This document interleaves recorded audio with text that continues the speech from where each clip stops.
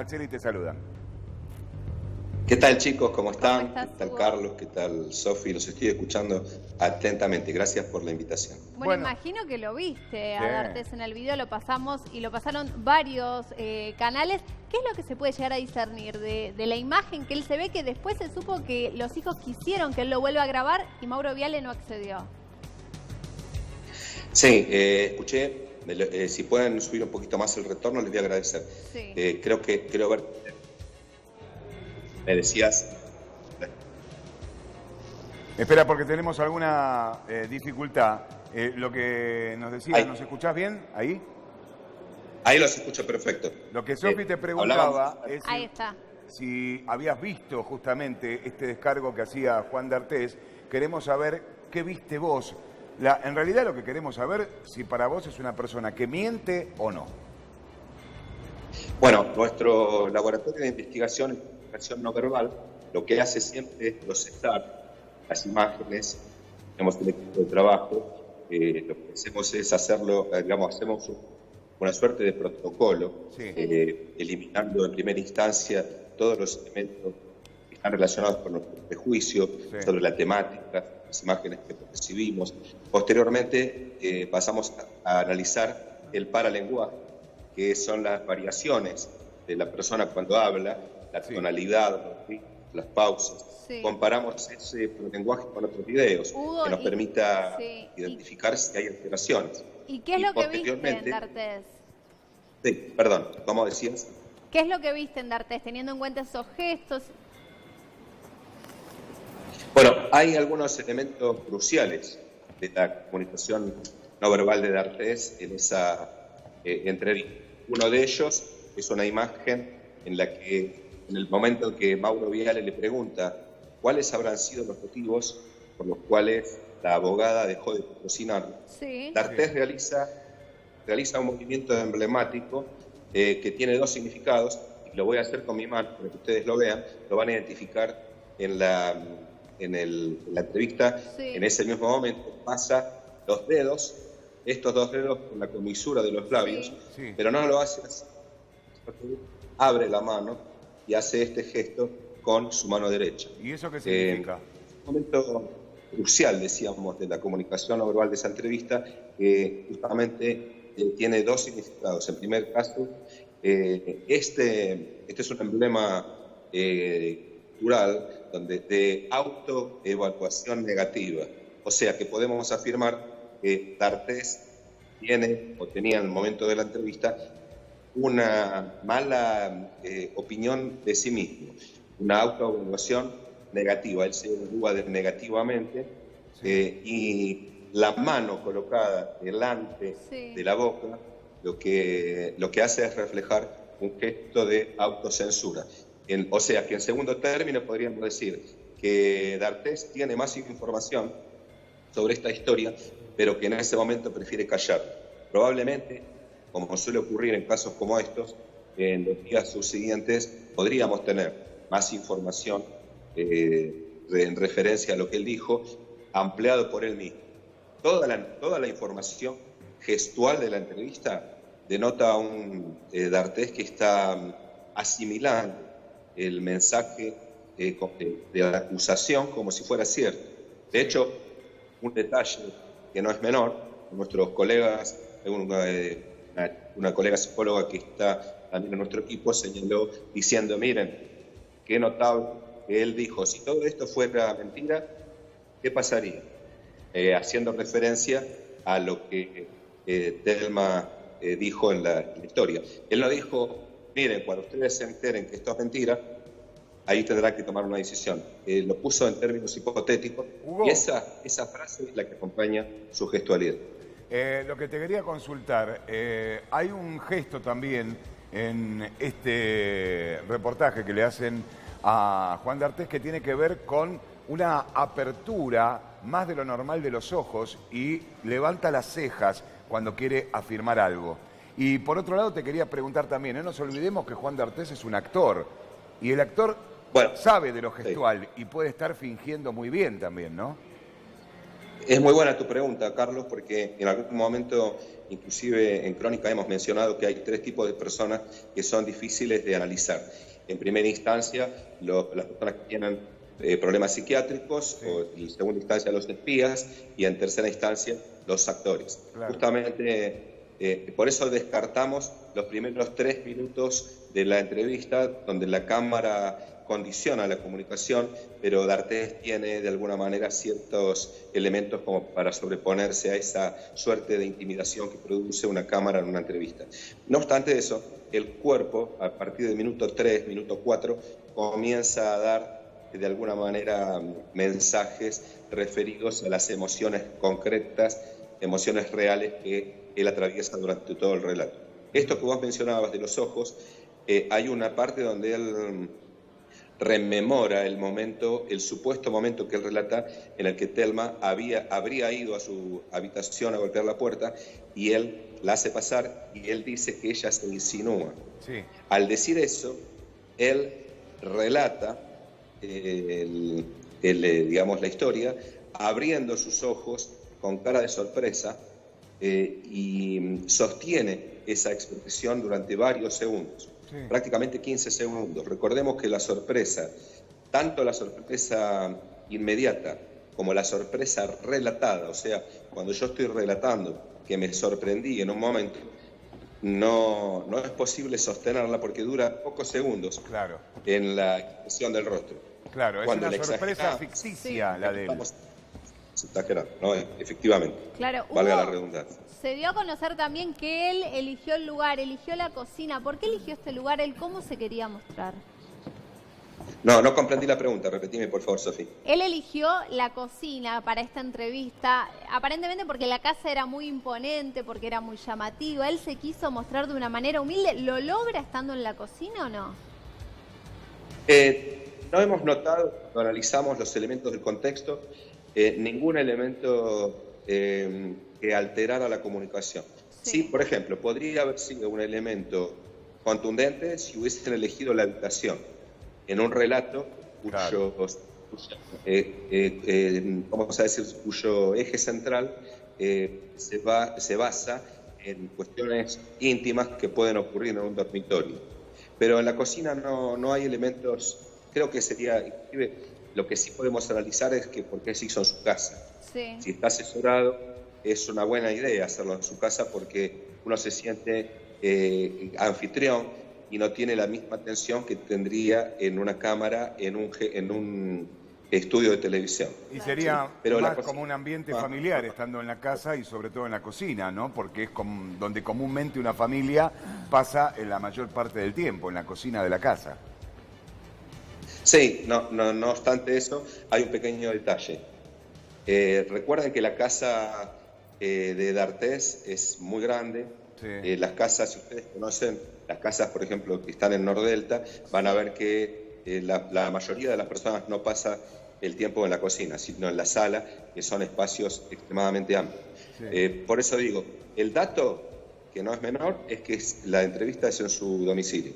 No obstante eso, no lo ha beneficiado a D'Artés. Hay, por ejemplo, al final de la entrevista, hay 8 segundos de culpa cuando Mauro Viale hace referencia a su propia historia, sí. Le pregunta a él cómo ve su historia, y él baja la vista, inclina la cabeza hacia su derecha y tiene 8 segundos de una expresión emocional a través de su cuerpo, que es una expresión que identificamos como la culpa. Eso realmente habla... Y dice, perdóname Hugo, y dice, estoy muerto, yo estoy muerto.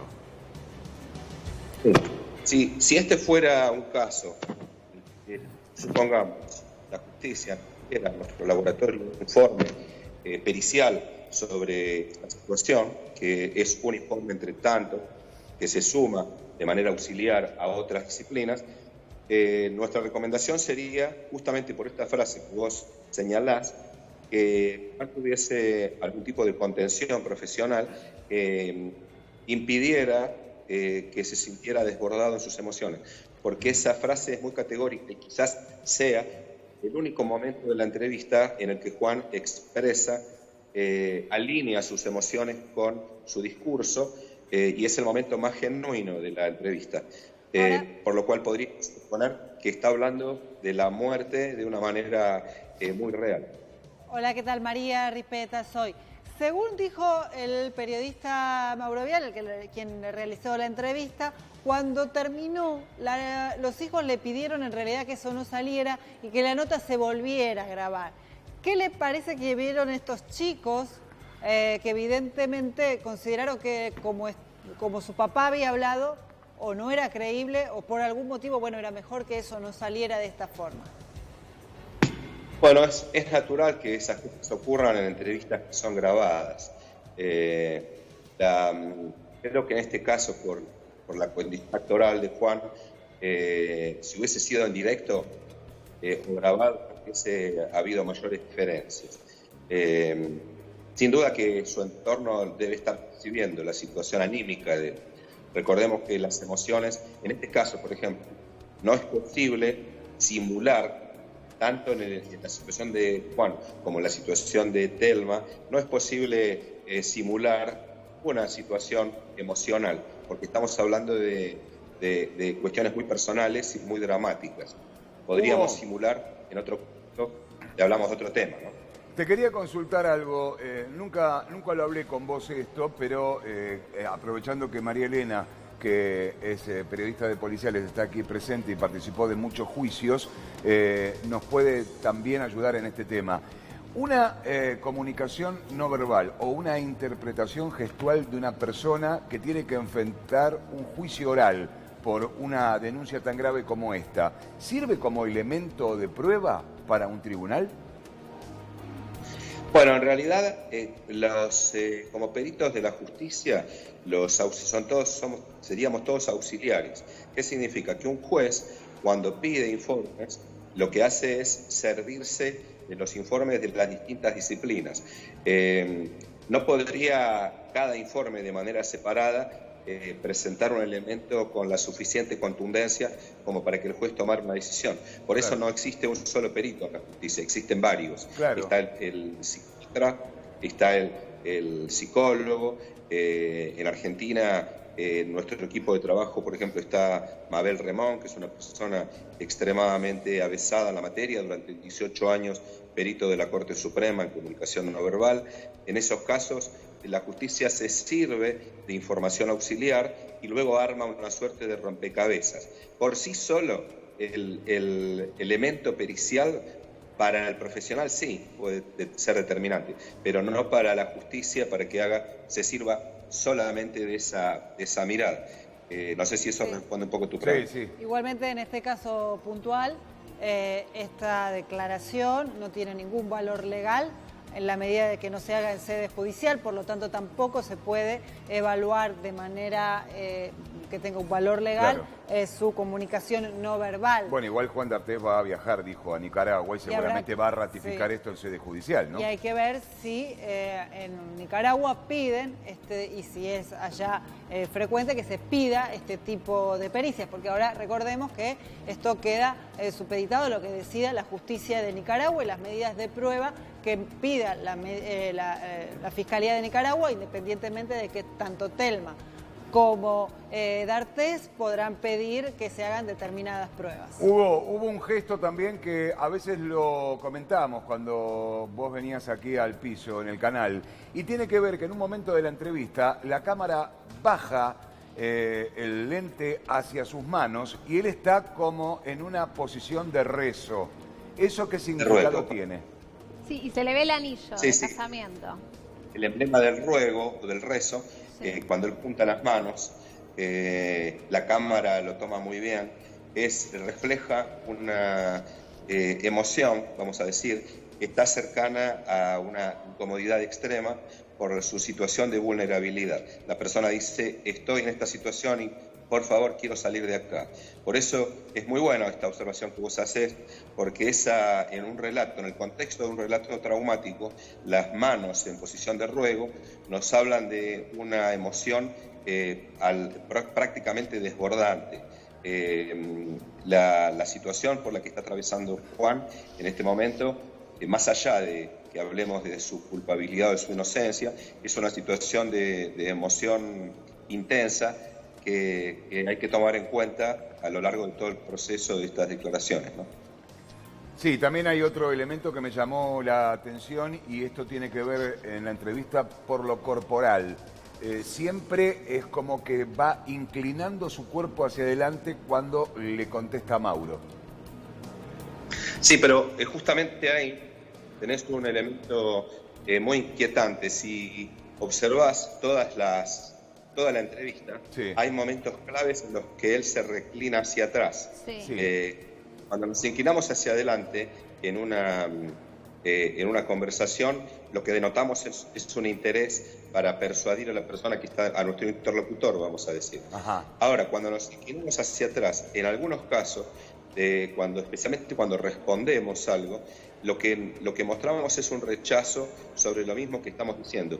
Si la persona está hablando, nuestro interlocutor, y nosotros retrocedemos con el cuerpo, es la pérdida del interés o el desacuerdo con lo que estamos escuchando. Sí. Y eso ocurrió en dos momentos de la entrevista. Uno de ellos es cuando Mauro habla, da una opinión sobre el tema y Juan se inclina hacia atrás en una suerte de rechazo sobre las palabras de Mauro.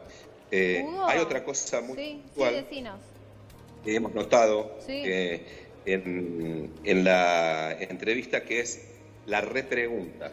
Esa parte de un análisis que también hacemos en el laboratorio y está referido cuando alguien pregunta y la persona tiene información, pero de alguna manera en el relato hay cierta alteración de los hechos. Previamente a esa leve alteración en la historia, uno repregunta. Mauro le pregunta, ¿por qué pensás que Telma dijo esto? O no sé si fue el caso de Telma o le preguntó por la chica anterior que lo había denunciado. Y él hace la repregunta. ¿Cómo puedo yo saber lo que ella está pensando? Claro. Hugo, con eso se puede saber si D'Artés lo que busca es manipular primero a Mauro Viale, que le estaba haciendo la entrevista, porque en un momento le dice, vos me estás juzgando, y le preguntaba a Mauro también si le creía o no, y Mauro dijo, no me pongas en ese lugar, pero también está manipulando al público, él intenta manipular. En estos casos donde hay un elemento que supera todas las instancias de especulación, o sea, donde estamos hablando de una persona que se está defendiendo, porque lo que busca justamente es sobrevivir, vamos a decir lo que diría Darwin, son estrategias de supervivencia. La persona lo que quiere es que le crean y la manipulación ya está en un nivel prácticamente fuera de su alcance. Intentamos que nos crean, pero la manipulación es cuando nosotros estamos en una instancia de cierto poder sobre la situación. Entonces pensamos en la manipulación. Cuando estamos desesperados, si este fuera el caso real de querer ocultar una parte de la historia, no nos alcanzan las herramientas para manipular. Lo que buscamos es torcer los hechos de alguna manera o, como les mencionaba anteriormente, el hecho de que se tape la boca es una clara evidencia en ese momento de la respuesta de que él tiene más información y de alguna manera la está ocultando. No hemos visto elementos de manipulación estratégica. Sí hemos visto... Y teniendo en cuenta que él es actor, que probablemente haya tenido algún asesoramiento, aunque bueno, yo tengo mis dudas de eso, pero algún asesoramiento de su abogado para qué decir y qué no. ¿Esto se puede notar en el análisis que ustedes hacen? Claro, porque justamente lo que decía al comienzo es que la simulación, inclusive los actores pueden simular hablando de su vida personal, porque en una película pueden simular durante una temporada entera, pero cuando se trata de un interrogatorio como este, de hecho el escenario es ideal porque es un escenario de interrogatorio, por más que haya sido preestablecido o pactado. En este caso puntual, a los 4 minutos de entrevista, el cuerpo comienza a dar señales involuntarias, más allá de la preparación actoral que pueda tener la persona o de la intención de simulación. Hay otros elementos muy notables de la entrevista donde a D'Artés se lo ve preocupado, angustiado, desbordado, muy tensionado cuando él apoya las manos de esta manera, la frente, no hace este gesto, sino que aprieta los dedos. Hugo. De esta manera van a ver la primera falange doblada, con una tensión extrema sobre su propio cuerpo, lo que denota un nivel de ansiedad que supera una conversación común y corriente y supera inclusive la posibilidad de la simulación. Y hay un detalle no menor, que en un momento de la entrevista él le está respondiendo a una pregunta de Mauro y de repente mira a cámara y contesta a la cámara.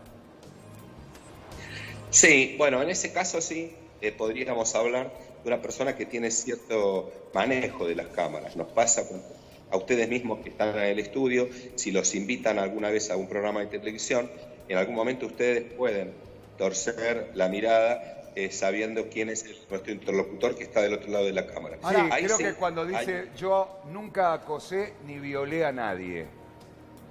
Correcto. Sí, sí. Es probable, en ese caso hay, inclusive en todo ese momento, que él utiliza la palabra absolutamente y maneja la mano con cierto énfasis, con las mismas palabras.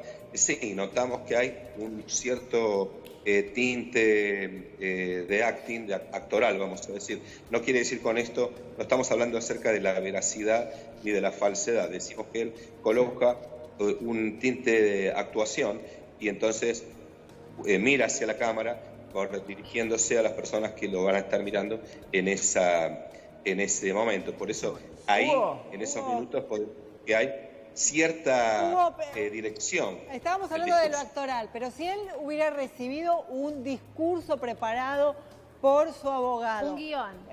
Un guión con lo que debía decir y no. ¿Eso también se detecta cuando alguien está diciendo algo que en realidad no lo está pensando, sino que fue memorizado?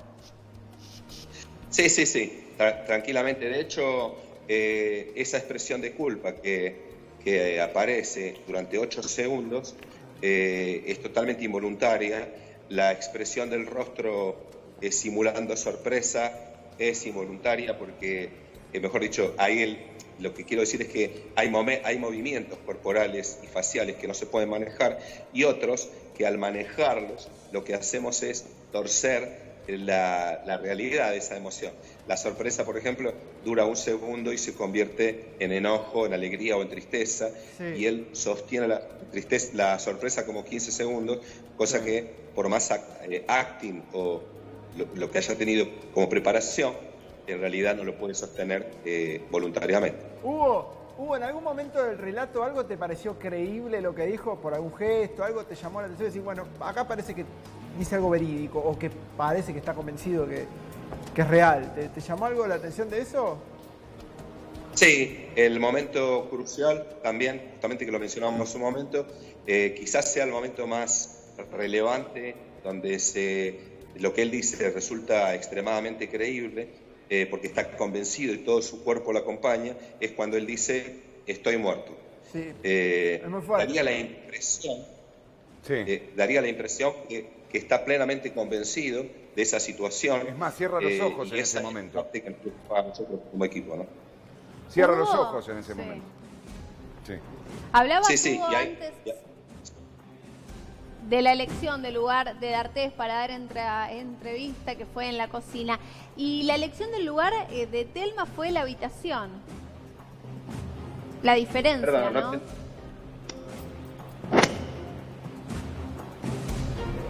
No alcancé a entender la pregunta. ¿Cómo era? Hablábamos de la elección del lugar de D'Artés para dar esta entrevista, que fue en la cocina de su casa, una casa muy imponente, y la diferencia con Telma, a la hora de hacer la denuncia también pública, fue en la habitación. Sí, quizás ahí tenemos un elemento preponderante de la comunicación. Sí. En el caso de Telma, cuando se va a grabar el video, no sabemos cómo fue el proceso, pero sí se sabe que ella grabó justamente, y se grabó, su equipo lo ha pensado para que este video luego sea viralizado. Sí. En ese caso, siempre decimos, la preparación de un escenario para dar un mensaje nunca condiciona la veracidad del discurso. Tenemos ejemplos claros, por ejemplo, un spot de un político que quiere contar un plan de gobierno, o como en el caso de ustedes, se arma el escenario, se arma un panel y ustedes lo que hacen es decir cuestiones que están referidas a la realidad. Lo que creemos que han querido lograr con este video preparado desde la habitación es un impacto visual y un impacto contundente en lo discursivo, porque se sabía que este video iba a ser viralizado. Hay expresiones, nada más. Hay una expresión del discurso de Thelma en ese video que estamos viendo en pantalla, Sí. justo en el momento que ella cuenta que luego de practicarle sexo oral, de acuerdo a lo que ella relata, Juan introduce los dedos penetrándola. Sí. En ese momento, ella se muerde el labio inferior. Sí. Y en el contexto de un relato traumático, morderse el labio inferior es un gesto totalmente involuntario que expresa una angustia extrema al recordar el episodio. Sí, porque Perdón, ¿vamos? vale aclarar, me parece que si bien ese video es un video preparado, tiene que ver con la contención que esta chica Con el recibió cuidado, ¿no? todo este tiempo por parte del grupo de actrices argentinas para que ella llegara a la instancia donde realmente podía contarlo. Obviamente esto es entonces también es un video diferente al de Juan D'Artés realizado en una entrevista, es otro el contexto, ella estaba en un espacio absolutamente cuidado. Hugo, hay otro gesto que también me llamó la atención en Juan cuando hacía la entrevista. En dos preguntas que le hace Mauro, cuando escucha la pregunta, frunce el ceño. ¿Qué significa eso? Durante toda la entrevista él tiene ese fruncimiento del ceño que vos notás, es una expresión que está ligada a la preocupación. Es muy buena tu observación, porque si ustedes ven el video de Thelma, ella frunce el ceño en diversas situaciones, pero además de fruncir el ceño, la parte inferior de las cejas se arquean hacia adentro, lo que de alguna manera denota angustia, no preocupación. Sí, en el caso de Juan, inclusive cómo acompaña el resto de la fisonomía, del resto de la gestualidad, vamos a decir, los músculos no se mueven en torno a la angustia. Juan está preocupado, Thelma está angustiada. Esos dos elementos son vitales para comprender el contexto del mensaje que cada uno de ellos pronuncia. Ahora, Hugo, ¿fue pensado por D'Artés mostrarse un tanto desalineado, la barba y la vestimenta muy informal? Bueno, si ustedes van para atrás en las entrevistas que Juan ha dado o cuando él se presentaba en televisión, sí, no varía mucho el look de él. Sí, quizás hay un toque de casa, que es natural, que si uno está en la propia casa no tenga demasiada producción encima. Sí. Pero generalmente él tiene ese look, siempre con la barba, en algunos casos de 3 días, nunca tuvo arreglado el cabello. Ajá. Cuando fue a la mesa de Legrand, si bien estaba presentable, tampoco es una persona que tenga una producción extrema sobre su vestimenta. Así que en este caso, casi diría que él se presentó entre casa acorde al escenario en el que estaba, ¿no? De hecho, trascendió y se supo que él se baña cuando llega Mauro Viale y el camarógrafo, como que estaba muy desalineado en su habitación, esperan que él se termine de bañar y baja. ¿Esto puede estar todo preparado para esta puesta en escena o esta entrevista que él terminó dando?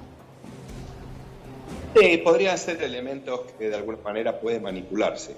Siempre la manipulación del escenario, digamos, casi diríamos que es hasta apropiada, porque cuando uno recibe a alguien en su casa, y más si lo van a filmar, sí es entendible que haya cierto tipo de preparación escénica, vamos a decir. No hemos visto detalles que hagan que esto haya sido exacerbado. Ha tenido más o menos una preparación que está dentro de lo previsible. Si vos tuvieses que hacer con tu gente en el laboratorio un análisis pormenorizado de cada uno de los conceptos que acabamos de dialogar con vos, que es comunicación no verbal, que es en lo gestual, ¿vos podrías decir en un análisis exhaustivo y global que para vos Juan D'Artés miente? Yo esperaba que en algún momento ustedes hicieran esta pregunta, porque si yo fuera ustedes también la estaría haciendo. No los voy a dejar con ese vacío en la respuesta. Sin embargo, antes quiero mencionar algo, y es que la comunicación no verbal, si bien nos da herramientas para identificar si una persona miente o no miente, en muchos casos, como este, que es un relato angustiante de ambas partes, sí, llegamos a esa conclusión por caminos indirectos. ¿Qué significa?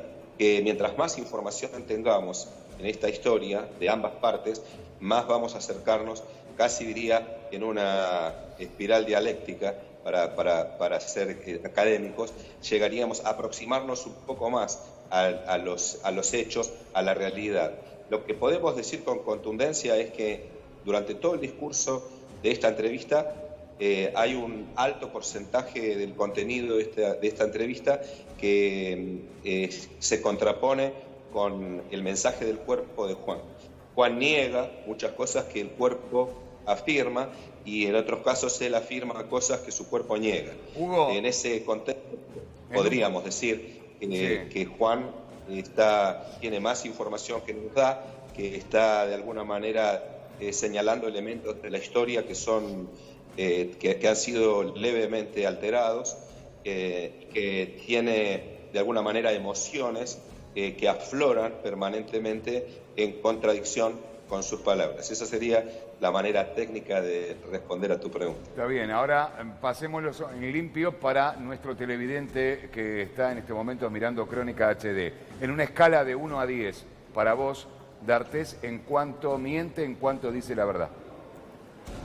Del contenido total de la entrevista, nosotros hablamos de correspondencia entre palabras y gestos, y podemos ver que hay al menos, no sé, no tenemos un elemento que mida el porcentaje de manera precisa, pero a grosso modo podríamos decir que hay un 10% de lo que él está diciendo en esa entrevista, quizás un 20%, para ser generosos, que se corresponde con sus palabras, con su discurso, y toda la otra parte de su entrevista donde él afirma en su cuerpo contradice totalmente con la comunicación no verbal las afirmaciones que él hace con Mauro Viale. O sea que hay un 90% de posibilidades, de acuerdo a lo que vos ves, de que él en esta entrevista miente. Y vos hablabas antes de lo que pasaba con la víctima, en este caso con Telma. Y de Telma, ¿qué viste? Bueno, en Telma lo que hemos notado, porque fue el primer video que analizamos primero la información de ella que la de Juan. De hecho, en mi Instagram yo acabo de subir tanto el análisis de Juan como el de Telma en dos imágenes, y en el caso de Telma hay un acompañamiento de lo discursivo y lo gestual en un 100%. Está editado el video. Se nota que ha habido momentos en los que, por razones que nosotros desconocemos, se han eliminado parte del discurso, quizás porque era muy largo, no sabemos por qué, o porque pero se quebró. Ha sido editado. ¿Cómo? O porque se quebró durante el relato y tuvo que parar. Claro. Esa es una posibilidad. Nosotros pensábamos que por eso en algún momento hay partes que no se pueden poner porque son más traumáticas, sí, en lo emocional. La correspondencia del discurso de Telma con lo que el cuerpo de Telma dice, sí, es enorme.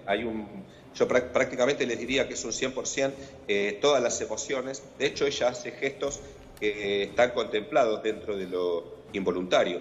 Les mencioné hace un instante cuando ella se muerde el labio inferior. Sí, que lo estamos viendo en las redes sociales. Muchísima gente dijo, si se muerde el labio inferior es porque tiene deseo y está actuando por despecho. Lamentablemente, justamente ese gesto, mucha gente no sabe, piensa que en todos los contextos significa lo mismo. Por lo cual, si ella hubiese podido manejar su cuerpo voluntariamente, quizás no lo hubiese hecho, para que la gente no se confundiera. Pero el cuerpo... Vale aclarar que más allá de cualquier comentario de análisis corporal, ninguna mujer por despecho va a contar públicamente que es violada. A nadie le gusta salir a la televisión, claro, y decir que soy violada. No, obvio. Sin duda. Además de eso, que morderse el labio, ahí está, justamente ahí, lo ven ustedes, morderse el labio en un relato traumático es el ejemplo claro y contundente de la angustia extrema por la cual está pasando la persona, justo en ese momento crítico del relato. El discurso de Thelma, tal como lo están poniendo ahora en el Zócalo, sí, nosotros consideramos que es 100% acompañado por sus gestos, y les aseguro que más de un minuto en un diálogo de en un discurso de esas características es imposible la simulación. En algún momento su cuerpo podría habernos dado ese elemento de simulación, y en este caso no los hay. ¿Hubo en algún momento parte del relato, que es realmente muy contundente el tema, algún gesto te llamó la atención que pueda ligarse a algo inverosímil, o que algo que te genere ruido o duda, o todo te pareció congruente, ya sea del cuerpo y el relato, ¿no? En el caso de Thelma, sí, lo hemos visto. Nosotros tenemos ciertos, como decía al principio, ciertos protocolos. El video se ve de manera separada, cada uno de los integrantes de nuestro equipo. Posteriormente se hace un pequeño informe y luego me pasan al video, porque yo en este momento estoy en Mendoza, viajando por el interior, asesorando a cuestiones del área política en este año preelectoral, y me pasan al video.